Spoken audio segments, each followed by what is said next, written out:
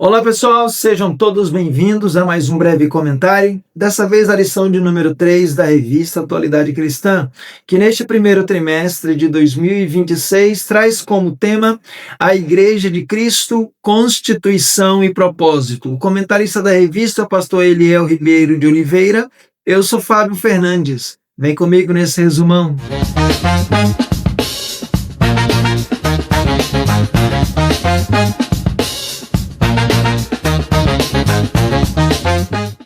Pessoal, o título da lição de número 3, Perseguição e Expansão da Igreja. O Senhor determinou aos seus discípulos que permanecessem em Jerusalém até que fossem cheios do Espírito Santo, a fim de estarem capacitados para o cumprimento cabal da sua obra.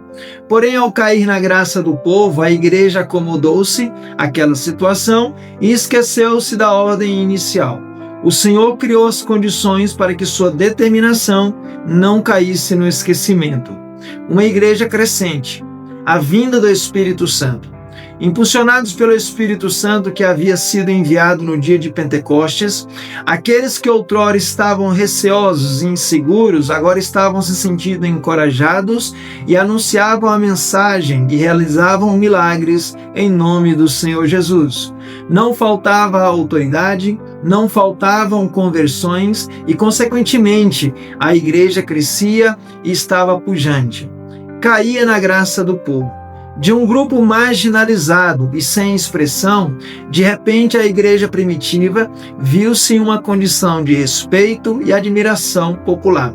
Certamente que isso trouxe certa acomodação, pois faz parte da natureza humana a lei do menor esforço, uma busca pela comodidade e afastamento de tudo que possa oferecer desconforto ou sofrimento. Conversões. No Evangelho de João está registrado no capítulo 16, versículo 8, as seguintes palavras de Jesus: "E quando ele vier, convencerá o mundo do pecado e da justiça e do juízo." É impossível ao pecador, que está morto e sem sensibilidade, reagir à vocação do Pai ou demonstrar quebrantamento perante a obra do Filho, sem que o Espírito Santo o convença. É Ele também quem opera a regeneração dos filhos de Deus. Logo, sem este ato não se pode entrar no reino de Deus. A santificação, ato e processo da obra salvadora, é operada por Ele. Fica evidente que sem o Espírito Santo não existe salvação. O início da perseguição. Em Jerusalém. Os judeus nunca foram favoráveis à nova doutrina e empreenderam forte oposição ao ministério do Senhor Jesus. Em algumas ocasiões, inclusive, tentaram matá-lo. Da mesma forma e pelos mesmos motivos, os discípulos também sofreram represália e perseguições depois de terem sido alertados pelo próprio Mestre. As primeiras prisões. Após serem usados por Deus para a realização de um milagre, os discípulos Pedro e João se viram às voltas com os primeiros sinais de perseguição, porque, arraigados ao tradicionalismo da religião judaica, os líderes do templo sentiram-se aviltados e intimaram os servos de Cristo a se explicarem porque tinham realizado aquele milagre. Não satisfeito com as justificativas, eles foram justiçados e severamente alertados a que não falassem mais naquele nome. O próprio mártir.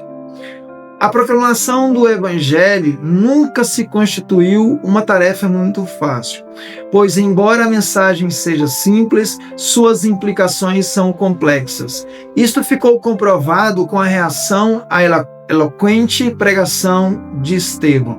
Utilizando-se de um expediente que não era novo, contrataram pessoas que apresentaram um depoimento mentiroso, o qual resultou na condenação deste destemido servo. Porém, o martírio não era algo que assustava os cristãos primitivos. Vide o posicionamento convicto do apóstolo Paulo, quando foi alertado sobre este risco. Motivo de regozijo. O que representava a perseguição? Na primeira e segunda carta aos Coríntios, o apóstolo Paulo nos dá a medida do que representa o Evangelho. Para cada grupo, teremos um ponto de vista e um resultado diferente. O evangelista puritano inglês George Whitefield diz: o Deus Todo-Poderoso sabe, frequentemente somos mais purificados em determinados momentos por intermédio de uma saudável provação do que por milhares de demonstração do seu amor. Esta ideia está alinhada com o que expressaram os servos do Senhor que experimentaram o fogo da perseguição. Ananias e Safira. Interessante como este episódio, situado em Atos 5, entre dois capítulos que tratam de perseguição, nos dão lições preciosas. Em primeiro lugar, vemos Deus permitindo que os ímpios persigam e até tirem a vida de servos fiéis. Porém, ao mesmo tempo, vemos, em segundo lugar, um Deus zeloso com sua obra, a ponto de Ele mesmo tirar a vida de servos infiéis, cujas ações constituem-se zombaria para com o seu santo nome. Daí podemos entender com clareza o que foi dito pelo próprio Senhor, pois a perseguição acelera a chegada dos santos diante de seu Salvador, ao passo que o juízo de Deus é implacável com os que deliberadamente se enveredam pelo tortuoso caminho da apostasia.